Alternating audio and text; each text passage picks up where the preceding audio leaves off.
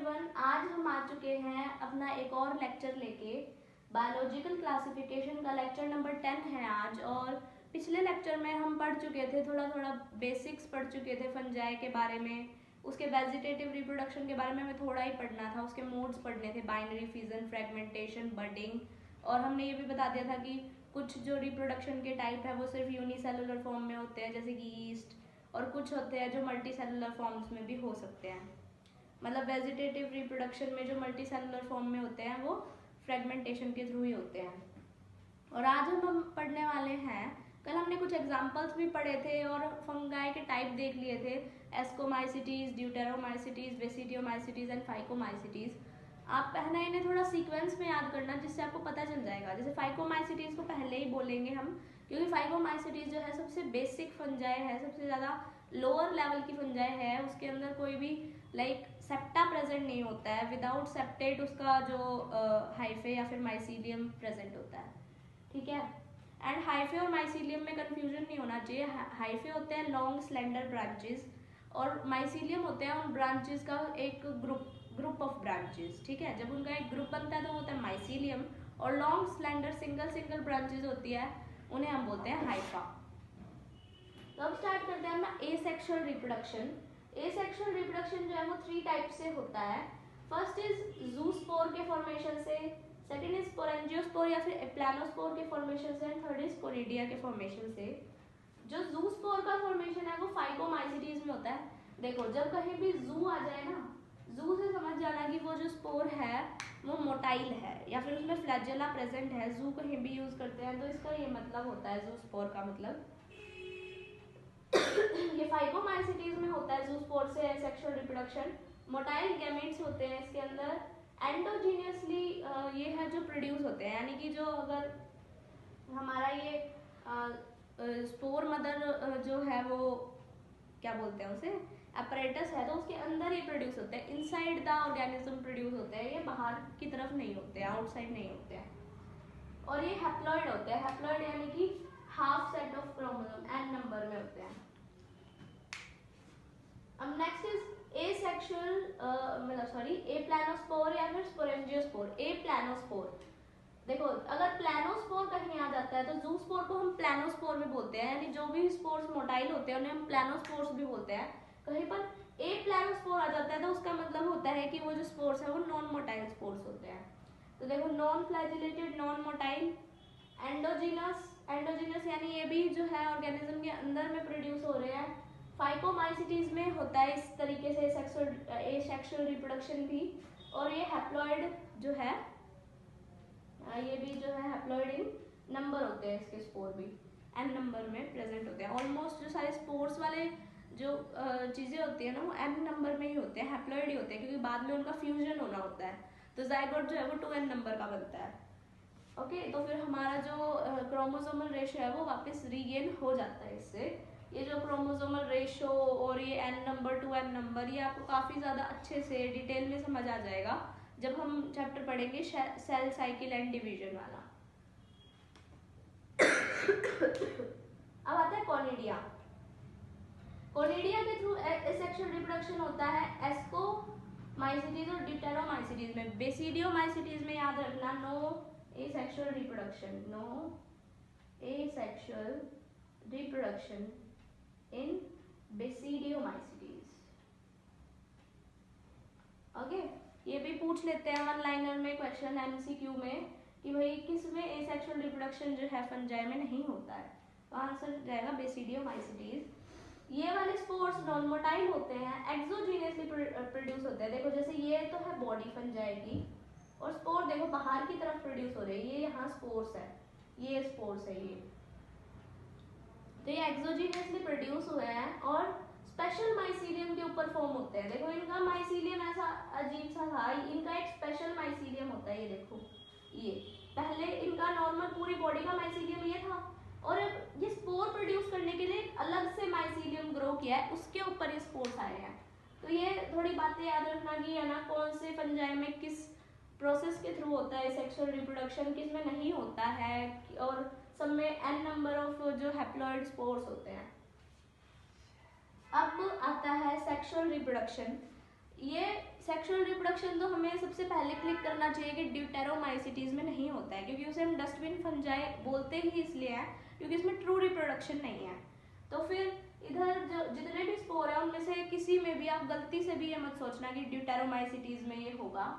Sexual reproduction में पहले आते हैं oospore और zygospore। ये दोनों जो है वो फाइकोमाइसिटीज के अंदर होते हैं। जाइगोस्पोर मोटाइल होता है, oospore नॉन मोटाइल होता है। oospore यानी कि ओवम का हम बात कर रहे हैं, जो कि लार्जर इन साइज होता है, स्विम नहीं कर सकता, वो एक जगह पे वेट करेगा, और जाइगोस्पोर जो है वो स्विम करके जाएगा।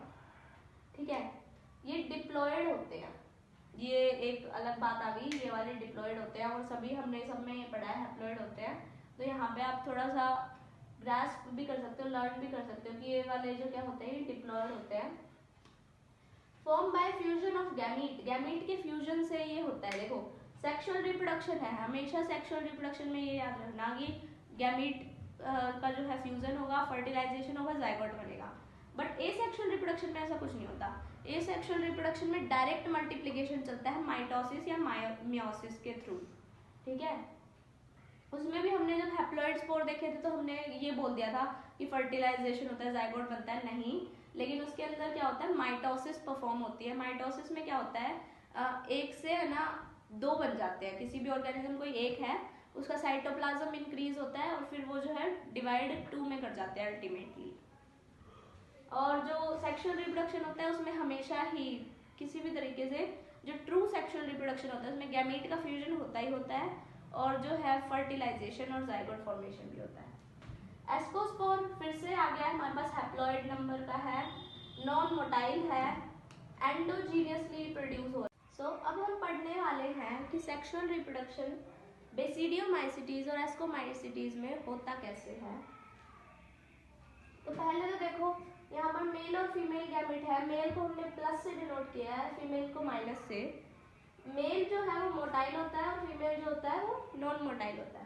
पहले इनके प्रोटोप्लाज्म का फ्यूजन होता है। प्रोटोप्लाज्म क्या होता है, न्यूक्लियस को छोड़ के एक सेल के अंदर और सारी ऑर्गेनेल्स को छोड़ के जितना भी वो लिक्विड वाली चीज होती है ना, एक जैसे एक सेल होता है उसके अंदर न्यूक्लियस होता है और कुछ ऑर्गेनेल्स होते हैं, इन सबको छोड़ के जो लिक्विड चीज रह जाती है ना, ग्राउंड सब्सटेंस जो इसका होता है, उसको हम बोलते हैं प्रोटोप्लाज्म।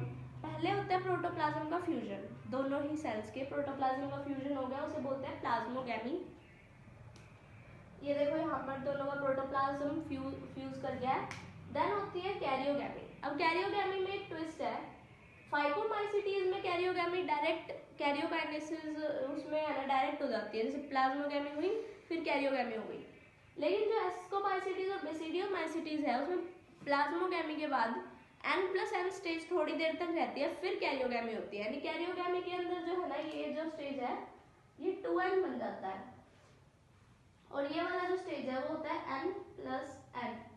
ये वाला स्टेज थोड़ी देर तक रहता है, बट फाइकोमाइसिटीज में ऐसा कोई स्टेज नहीं आता है N+N वाला, डायरेक्ट 2N में चेंज होता है वो। यानी कि प्रोटोप्लाज्म फ्यूज हुआ, जस्ट बाद में न्यूक्लियस में फ्यूज हो जाता है उनके। अब फ्रूटिंग बॉडी का फॉर्मेशन होता है।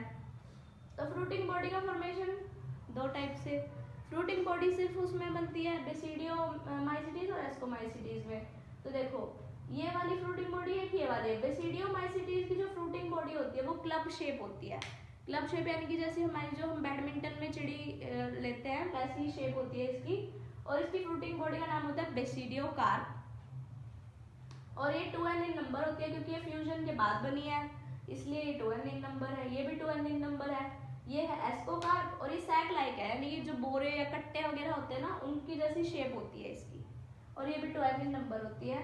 और इसका नाम, इस फ्रूटिंग बॉडी का नाम होता है एस्कोकार्प, और इस जो इसमें स्पोर प्रोड्यूस होते हैं उनका नाम होता है एस्कस। नेक्स्ट क्या होता है, ये जो 2N बन गए। अब 2N के बाद जो हमेशा मैंने बताया था जो सेक्सुअल रिप्रोडक्शन होती है उसमें मियोसिस परफॉर्म होती है, यहाँ मियोसिस हो जाती है। अब यहाँ मियोसिस परफॉर्म होगी तो 2N है, दोनों ही 2N है, दोनों से N स्पोर्स बनेंगे, N नंबर ऑफ स्पोर्स बनेंगे। ये देखो ये एस्कोकार्प के स्पोर्स है और ये बेसिडियोकार्प के स्पोर्स है। ये एस्कोस्पोर, ये बेसिडियोस्पोर, दोनों ही N नंबर के हैं, क्योंकि यहाँ पर क्या हुआ है मियोसिस। मियोसिस क्या होता है, रिडक्शनल डिवीजन। जिसमें क्रोमोसोम का नंबर जो है वो हाफ हो जाता है। और फिर ये दोनों जो स्पोर है, जब इन्हें फेवरेबल कंडीशंस मिलेंगी, जब मतलब ये जर्मिनेट कर सकते हैं उन कंडीशंस में, जब ये कहीं पर भी किसी भी सबस्ट्रेटम पे लगेंगे और वहाँ पर अपनी जो है बॉडी पूरी जो है नई बॉडी बना लेंगे। वो देखो वो बन गई, मतलब वैसे फिर से बॉडी बन जाती है और ये साइकिल चलती रहती है। और जो फाइगोमाइसीटीज है ना, उसमें 3 टाइप के गैमीट्स होते हैं। ये मैंने थोड़ी अलग से लिखी है इन्फॉर्मेशन, क्योंकि उसमें फाइगोमाइसीटीज में कोई फ्रूटिंग बॉडी नहीं होती है, तो हमने ये वाली इन्फॉर्मेशन थोड़ी ज़रूरी आ जाती है कि फाइगोमाइसीटीज में 3 टाइप के गैमीट्स होते हैं। एक होते हैं आइसोगैमीट्स। आइसोगैमीट्स यानी जो दोनों बिल्कुल सिमिलर हो। अगर मान लो एक मोटाइल है, एक के पास फ्लैजिला है, तो दूसरे के पास भी फ्लैजिला है, साइज में भी दोनों बिल्कुल सेम है। अगर एक नॉन मोटाइल है तो दूसरा भी नॉन मोटाइल है। एक होता है ऊगैमेट्स। ऊगैमेट्स में क्या होता है, एक अगर मोटाइल है तो दूसरा नॉन मोटाइल होगा, यानी कि एक स्विम करके जाएगा तो दूसरा वेट करेगा उसका, जैसे ओवम और स्पर्म होता है वैसा। और एक होता है एनाइसोगैमस, यानी कि कुछ डिफरेंस होगा दोनों में। अगर मान लो एक का साइज बड़ा है, एक छोटा होगा, एक के पास फ्लैजिला है, एक के पास नहीं होगा, यानी दोनों डिफरेंट गैमेट्स होंगे। ओके, सो इसके फाइगोमाइसीटीज में 2 टाइप से होती है जो सेक्सुअल रिप्रोडक्शन है। एक तो होती है oogamous टाइप से और एक होती है ज़ाइगोस्पोर्स से। सो अब हमने है ना यहाँ पर आपके लिए एक टेबल जो है बना दी है। मैं इसका स्क्रीनशॉट भी आगे लगा दूंगी आपके जो वीडियो है उसके अंदर। ये काफ़ी ज़्यादा इंपॉर्टेंट टेबल है, मैंने सारी कुछ चीज़ जो है वो इसमें समराइज कर दी है। इसमें थोड़ा थोड़ा मैं ये बता देती हूँ कि किस चीज़ में मैंने शॉर्ट फॉर्म यूज़ कर रखी है। जैसे यहाँ पर देखो, ये फ्रैग का मतलब है फ्रेगमेंटेशन, और यहाँ पे जो फाइको एस्को बेसिडियो ये मतलब फंगाई के नाम है, मैंने माइसीटीज नहीं लगाया है, यहाँ पे मैंने शॉर्ट फॉर्म यूज़ कर रखी है। और यहाँ पर आइसोगैमस है, एनाइसोगैमस है, ओगैमस है, यानी कि यहाँ पर मैंने कई कई जगह पे शॉर्ट फॉर्म यूज़ कर रखी है। वैसे इतनी कोई डिफिकल्ट नहीं है, आप लोगों को समझ में आ जाएगी। और बाकी अगर आपको इस टेबल में कुछ भी ऐसा है जो समझ नहीं आता है तो आप कमेंट कर सकते हैं और पूछ सकते हैं कि भाई ये क्या है, क्या लिखा हुआ है, और मैं एक और वीडियो इसके लिए बना दूंगी समझाने के लिए। So thank you so much, आज के लिए इतना ही। और अब हम मिलते हैं नेक्स्ट लेक्चर में। हमारा जो फंजाई है वो टॉपिक भी कंप्लीट हो चुका है, अब हमारा सिर्फ एक वायरस का टॉपिक रह गया है। और फिर जो थोड़ा बहुत इसमें एनिमल और प्लांट किंगडम के बारे में दिया हुआ है वो हम थोड़ा थोड़ा चीज़ें जो है वो डिस्कस नहीं करेंगे, क्योंकि हमारा इंडिविजुअल चैप्टर है प्लांट किंगडम और एनिमल किंगडम का, तो उसमें हम डिटेल में वैसे ही पढ़ लेंगे। तो यहाँ पे हमें डिस्कस करने की जरूरत नहीं है। तो हमारा सिर्फ एक टॉपिक अब बाकी बचता है जो कि है वायरस। काफ़ी इंपॉर्टेंट टॉपिक है, काफ़ी सारे क्वेश्चन भी इससे पूछ लिए जाते हैं।